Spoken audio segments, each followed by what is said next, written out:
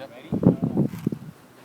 We're here today off the coast of Long Island, New York, about 30 miles off from where the Texas Tower stood. Part of our trip today was to honor the men that died on board. 28 men in total, 14 civilian, 14 Air Force servicemen. My dad was one of the civilians on board. He was actually there to help reinforce it and stabilize it. His particular job was as a crane operator. So it's always been a dream of mine to come out here and visit the site. I know how fond he was of the ocean, and I also know that, based on his experiences in the Navy during World War II, he was certainly a loyal, patriot person and believed in his country. So I think he was out here for that purpose as well, given the purpose of the tower. So to honor him, I'm here, and also representing my family, not just myself. I have two older brothers. My brother Don, who was 11 when my dad died on the tower, and my brother Bob, who was 8, and I was 18 months at the time.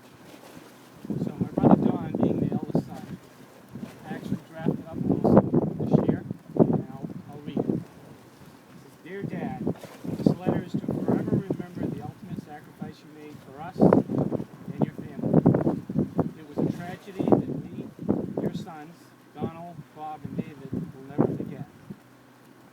It was even harder on Mom, but she survived and raised us as you would have expected, and did a great job at that.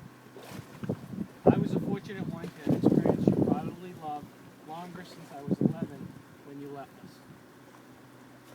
Bob had a few years, and Dave was not as fortunate. I've tried to pass on all the good things that I was fortunate to have experienced, especially your free spirit and lightheartedness. You are also very generous and try to include everyone. Your friends, Jerry and Paul, loved you, and all I heard about you was how your coworkers liked working with you. The part that hurts the most is that not only could this tragedy have been avoided, the tragedy of not having met our families, spouses, children, grandchildren, and now great-grandchildren. In spite of that, you have kept your memory alive, telling them you were and what they have missed.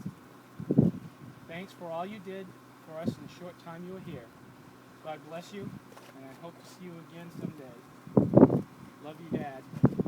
Your son, Don."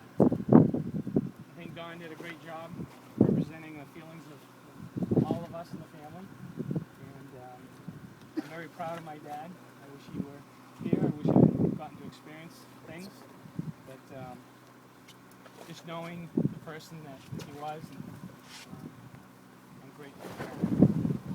I know his soul rested with God. He was a very religious man, and always believed that when it was his time, it was his time.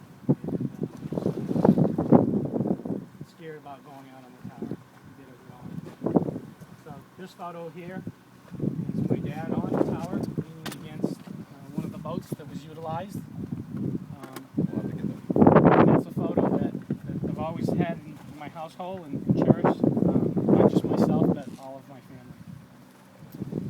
And in honor of him,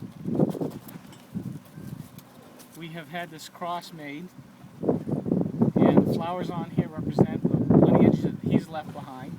The red rose is symbolic of my mom, who's still alive today, at the age of 85. The three yellow roses represent my two brothers and I. The white flowers represent seven grandchildren that he has. And the 14 red carnations represent the great-grandchildren. He would be very proud to have been a part of that, and to see them have all grown up together. So I will rest this in the ocean and leave it with his soul, where his remains